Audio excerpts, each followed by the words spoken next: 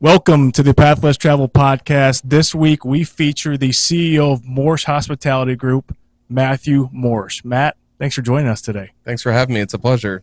We are sitting outside at one of the establishments. It's beautiful outside. I mean, what's your favorite part about what you get to do? That's, creating new products and seeing people enjoy years of hard work. So planting the grapes, new varieties, things like that, all the way to the glass is really something I enjoy immensely. And then enjoying it here at like Tabor Hill, where we're sitting on the patio and then pairing that with a meal even on top of it is just taking that all the way from start to finish. There's just nothing better than that. It's what I love about this place and all of the places. You guys just create this unique experience for those that come. How do you do that? Yeah, so we have 6 different locations currently. We're working on our 7th one in Niles, Michigan. We like to have each one have its own kind of identity. So there's places that as we've traveled through Europe or throughout the U.S. that we've seen or enjoyed as a family, and we take those and eventually they become something that we're interested in doing. So, for instance, the Round Barn was a passion project of my parents after working here at Tabor Hill. And they started that as part of the vineyard in 1992. And so just growing up in that kind of entrepreneurial attitude and drive is just something that, that I caught that bug too. And, I see certain things like Italian foods or pizzas or whatever it may be. And it's like, I'd like to either emulate that or also have that experience for Southwest Michigan because we're so diverse with agriculture and fruits, vegetables. It's really the breadbasket of the Midwest right here in Southwest Michigan, and for us not to be using those products appropriately is just, it saddens me. So I love to try to hire the right people, come up with the right menus, and then we can provide the alcohol for that. It's just it's really fulfilling. So talk to us about Moersch Hospitality Group. For those that don't know, and if you don't know, you need to get to know. Yeah, for sure. But tell us about it and its origin. Yeah. So Moersch is, that's my family. My parents started in the industry, actually as school teachers. Both my parents were teachers, moved to Southwest Michigan because they got jobs in Berrien Springs.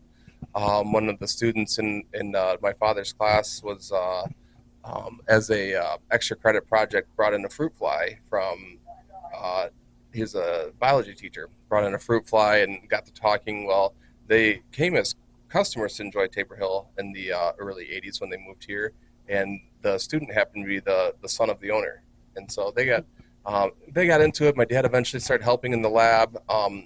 As the Uptons purchased it, eventually became the winemaker. He left teaching because he always said the kids show up to drink, but he really was just looking for, he's just an entrepreneur at heart, honestly. So he got a home brew kit, and that kind of started the passion. Then it trailed into working at Tabor Hill, where he eventually became the GM here and ran Tabor Hill for about a decade, and then wanted to do his own. So he purchased the land in the 80s right here next door at the Round Barn property in the early 80s, and started growing grapes for Tabor Hill. And so as he was working here, we would sell the grapes to Tabor Hill also to supplement his income and also provide more grapes for the Tabor family then.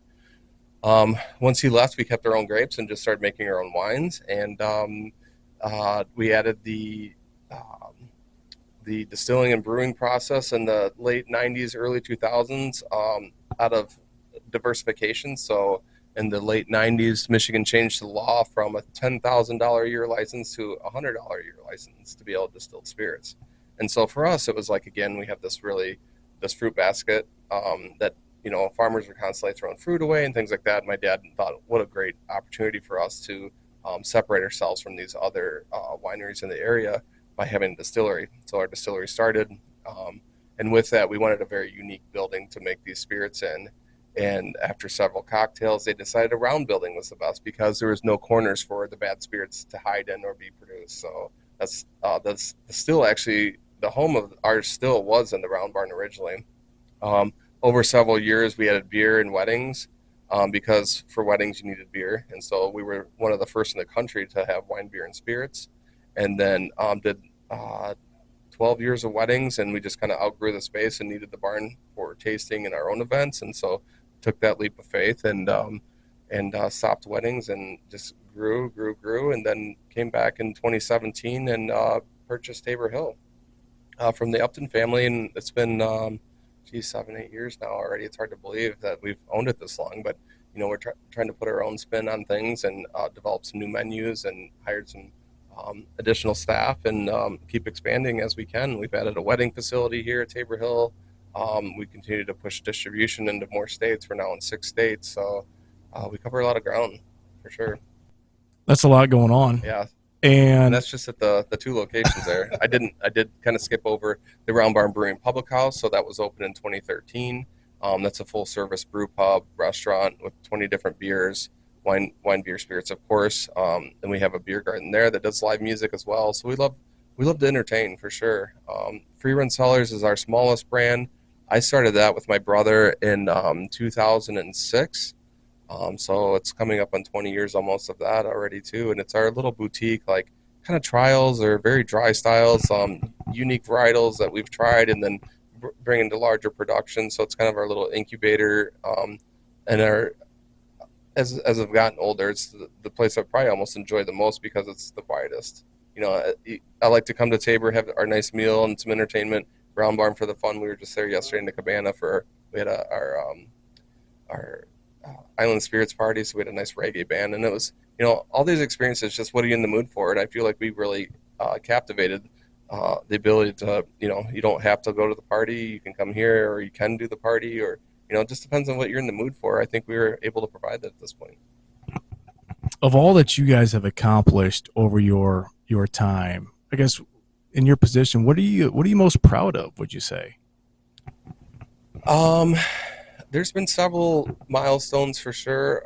Starting Free Run as a young man I was pretty proud of that. That's my first kind of entrepreneurial steps. Becoming Round Barn's winemaker distiller as a young man, I was early 20s, so it was a kind of big shoes to fill. My dad is an excellent teacher, being a teacher, and brought me along the whole way to kind of mentor me up through these years. Opening Public House, that was a passion project again, just to it's not just we hire construction crews either. That's like us working in there laying tile and things like that. So seeing those come to light and become successful, your 5-year projections are hitting the first 2 years, feels really good. Yeah. And then buying Tabor Hill was a real monumental event for us, because I grew up at Tabor Hill as a kid, driving tractors, mowing and helping in the vineyards and stuff, and to come back and to become the owner, it was pretty awesome experience there too. So there's been several things that are just there isn't like one specific thing that was like, this is definitely the highlight of my career. Just kind of, they're just these steps of just like success, I would say too. Well, what about the flip side? As you've talked about some of the milestones that you're most proud of, and I'm sure some of the moments of failure you're proud of as well, because you learned something through it. Well, but of course, yep. What's one of your favorite failures? Well, there's two that come to mind. There's always failures. I mean, if you don't try, you don't fail. So we opened a store in Saugatuck at one point for Round Barn. Beautiful old hardwood floors, and just, it was the lumberyard at one time up there, and or the hardware store, excuse me. And it just was right at the end of the street and just never really took off. So for us, it was over an hour away to break even. Wasn't really in the wheelhouse for us. And then kind of a similar situation. We opened a location called the Filling Station in Coloma, Michigan, right on 94. And it did well. It was a small gas station that the Jollies owned and we leased. And it just never really took off. It just kind of became a sandwich shop more. The locals loved it, but it just wasn't really generating the return that, spending that kind of effort on to market and have that seventh location is just, it's a lot. And so for us, COVID happened. COVID was not nice to us by any means, and it was an opportunity for the Jollies to let us out of the lease, and we took it.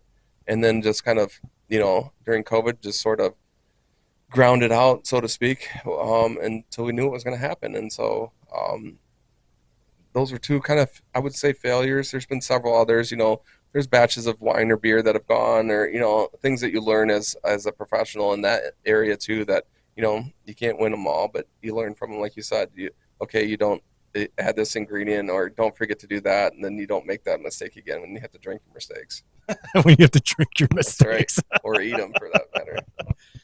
Oh man. Well, what about your team that you have here, you mentioned that there's a huge team, over a couple hundred. Yep. As you lead, this organization, this company, I guess how would you like to have your leadership style perceived? Like, what's the intent? Like, how do you view yourself as a leader? I'm, I struggle to break the servant leader mentality.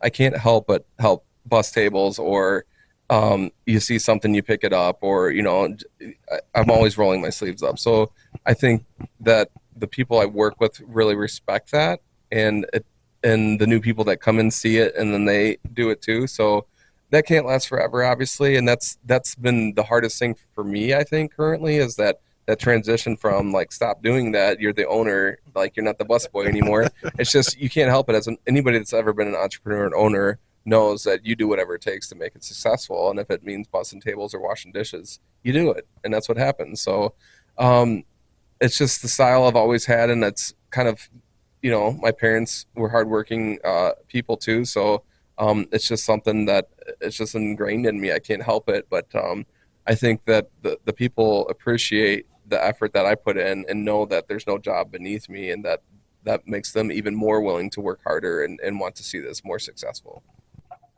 Well, what about the hardest part, would you say, of leading that many individuals? Communication, and just finding the best people and putting them in the best roles. Just because people want to be leaders doesn't mean they are leaders. That's one thing that you learn over and over, is like, just because they're growing, it's being a leader is very hard. Managing people, it's extremely hard.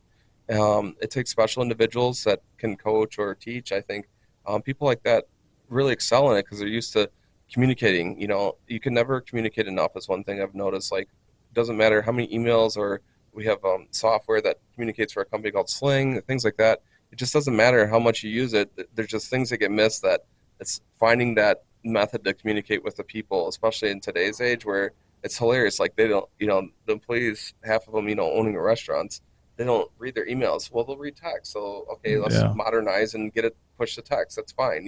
It's those little tweaks that you're always having to do to make sure that your service and hospitality is up to par, is by listening and communicating. I think it's the hardest part, and it's not what I'm best at, but it's something I'm working on.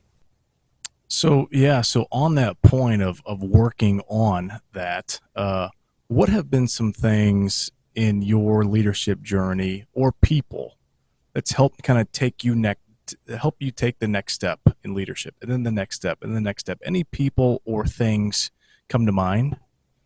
I'd say, my father was definitely a huge inspiration for a lot of how I lead. There's been several individuals, several lending friends in the community that have helped me along the way, as far as, their styles, and as I watch them mentor their staff, and just taking that extra time to listen to your teams, instead of just, I'm I'm very quick to like make a decision, and I've had to pull the reins in on that a little bit, because it takes more time sometimes to hear more people out, instead of just always it being your decision. As the owner, it ultimately is my decision, of course, but hearing out my colleagues, and understanding the changes that need to be made, instead of just making them all the time, is something that just even from some of my peers have I've gained the respect from them, that they feel comfortable enough to approach me on things like that. So I think that's been really good as well. There's been mentors and consultants along the way, and honestly, just reading too, like learning different things from people who have been successful, I think is important as well. So there's no like single person, I would say, besides my parents, that I would really hang my hat on as far as leadership style, but I think they were very good mentors. So I'm going to continue to head that way for now. Yeah, I guess what's next? I mean, you've got all these ideas. That's what I appreciated about just when I was able to hear you speak a couple months ago at Notre Dame. There's always something that's on the horizon Yeah. for you. What is next? Well, next, actually, just this last Friday, we canned our first mimosas in a can for Tabor Hill. Tabor Hill's never had a canned product, and as the wine market's gotten a little soft in the last 18 months to 2 years, they're drinking more canned beverages, or not even, they're abstaining. So creating experiences for us is kind of the next level. So how can we be unique in the wine industry even further? Like, we're already I don't know how much more diverse we can get as far as a product lineup, but that's kind of what we're visiting now is what it may be NA wise, non-alcoholic, or some of our cream series. We have new flavors coming out. We have ready to drink cocktails in a can coming from Round Barn Distillery this summer. So there's new beverages coming, but we're also working in the background on some experiences. One that's come to fruition already at Tabor Hill is called Farm to Tabor. And so that's taking, our really nice restaurant that we have at Tabor Hill and trying to elevate it even more. And so you ask, how are we doing that, right? So we're doing that by trying to partner with these neighborhood farms that are doing so well, where we can say, okay, we're going to schedule this dinner and it's going to be with these farms and these specific ingredients and sell it that way. So it's that kind of uh, it's like an event more so. Farm to Tabor is what we've called it, and it's really trying to embrace what we're given in this community for fruits, vegetables, and then ideally showcasing our wine with that too, as more of a private setting with our culinary team, Ryan Thornburg, Sam Williams, Will Russell here at Tabor Hill. They're amazing, talented chefs, and they kind of get the spotlight a little bit. And you know what? That's what people want today. They want, how are you going to entertain me? What are you going to feed me? What Right. am I going to drink? They almost want to be told what to do instead of ordering off a menu, is what we're seeing. And so we're going to trend that way. Why not? It's kind of, dining al fresco meets supper clubby, in a way. It's Yeah. weird to say, but that's kind of the direction we're headed. You're constantly. I mean, it's your life. Is providing an experience for other people. Hmm. And you mentioned before this that you're embarking upon 6 maybe 7 days of work, uh busy season coming. Yeah. How do you fill your tank? Like, what do you do to kind of re-energize yourself as you're pouring it out to this business? I don't know. I just thrive in this. It really doesn't feel like work. Honestly, it's weird to say. Like, I know it's a grind and like what we've talked about. The a lot of layers to it, but the it's just really feels great when you're seeing people enjoy the things you're doing. It doesn't really truly feel like work. And being surrounded by really talented uh, coworkers, employees, it's really fulfilling. Where I'm not working as hard, quote, as I used to, I would say, but I'm just still here checking, and I want to see these guests enjoy it. I want them to know ownership's around, and we're not just sitting on our mega yacht somewhere. Like we came from teachers. We're not wealthy people, and we're going to grind this thing out and be successful. And that's people don't do that, and I think it's important to keep my boots on the ground and ear to the ground to know what's going on, what are guests asking for, what will be the next experience. And if I'm sitting at home, I'm not going to hear that. So as far as letting winding down, so to speak, we live out in the country here, so just being at home. I moved off of Free Run's property this last year. I lived there 17 years, so just not having at least customers in the backyard is fulfilling. We're avid campers too in the summer, so we'll take during the week we'll take off when there's not quite as busy around, Right. and get away a little bit and unplug. If we have a motorhome, so we're not unplugging too far, but Right. we're just getting off the property a little bit and spending time with my 4-year-old and my wife, and that's doesn't get better honestly than that. And then you come back and farming and all this is here, and it's just I miss it slightly too. It's weird. I'm masochistic, maybe. I don't know. No, I mean, you said it doesn't feel like work, so It it, doesn't. it Yeah. I get I it. mean, you're truly enjoying being out here, and you're in food, wine, and beer, spirits industry. It's not like we're making widgets, so it's Right. it's pretty awesome. I'm very lucky. And you've got live entertainment. There's always a great atmosphere going on at all the Yeah. establishments that I've been at. So as you've rolled up your sleeves Hmm. and you've kept your head down, and you've just kind of pushed along, what advice would you give to a younger you? Um, Younger me, I don't know. There's a ton of changes I would have made. I think going back to some of the leadership styles, just doing a little bit more listening as a young man. My patience too at times, as I'm 45 this year and my son's 4, so having children later in life, maybe starting slightly earlier. I don't know.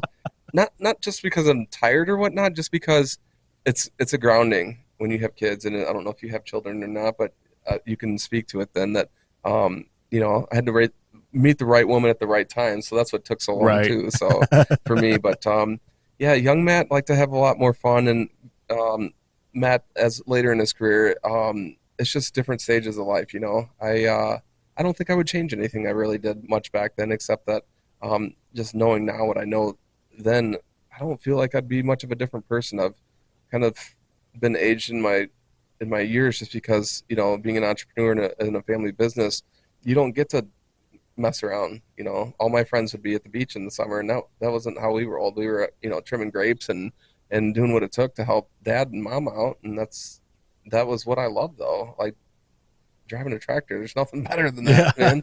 You know, so pretty lucky that way. Well, I've got a couple final questions here for you. What's one of the most worthwhile investments that you've made in yourself, in this company, Um, anything? I'm always, I tend to be, you know, Moersch is German. I'm always efficient. As a German person, I feel like not the whatever that doesn't necessarily mean anything, but it's just my mentality. Machine harvesting, trying to get that done sooner in my life. Just the efficiency, the how clean the fruit is with the technology now that we just kind of dispelled in the past. Um, the how you can wait even longer to harvest because you can have a shorter window because it comes off so much faster. The amount of labor that you save, just trying to find people. I wish we would have pushed harder to have that opportunity as Yeah. a younger person. Um, you know, there's always little tweaks like that. Run that question one more time. One of the most worthwhile investments you've made. Yeah, the grape harvester. That it was just shocking for me, honestly. Like we have partner growers that run them and things like that. Until you actually have one on your own farm, that was really life changing. And you know, it's always mechanization makes things more Mm-hmm. efficient. Trying things a little, or planting grapes a little younger. You know, as I'm, you know, 45, like I'd really love my own apple orchard too. Okay. That's specific to making Calvados style brandies. If I don't hurry up, I'm never going to experience it because it takes 5 to 15 years to have your orchard mature, and then it takes another 5 to 20 years to age it. So Oh, I'm running out of wow. Yeah, time, you exactly. know. So it's those kind of things that it's like, God, I wish I would have started a little earlier, you know. And even though I started it on a small scale back then, you know, to have the vision of where distilling would go, which my dad did have. I mean, he was so ahead of distilled spirits 20 years ago that we're just now catching up. Like people don't know these eau de vies and these brandies that are the special that you find in Europe, grappas, things like that we've been doing 20 plus years and now they're becoming relevant. It's just kind of funny, you know, like how ahead of the times he even was. So I don't know. You, There's always those little things, coulda, woulda, shouldas, right? right. Should have just invested in Apple, not done a winery, and we could have done this for fun. Well, you just talked about your family a little bit, Uh-huh. and your kid now that he right is He's for you. 4, and you're later in life, but Hmm. maybe you can apply what you just talked about to that. You know, like, hey, Exactly. Yeah. start now. You know, Yeah. work on the family values, Yeah. work on the character building, work on these skill sets, so that later, you know, 100%. he's ready to 100%. rock and Yes. roll in Yes. life. Well, and hopefully he wants to do this. You know, I mean, I'm not building this to sell it, but I hope he wants to take over. But you know, we each have our own paths too, and so that was one thing that was fortunate with my parents. That this wasn't shoved down my throat. This was, I can't wait to be a part of it. You know, minus the as a young man, social life in Baroda, Buchanan, Michigan isn't really Right. thriving. Beyond that, everything else has been great. You know, that's something to say. If you had a billboard message, Hmm. if you had a billboard, what would your message be on it? Hmm.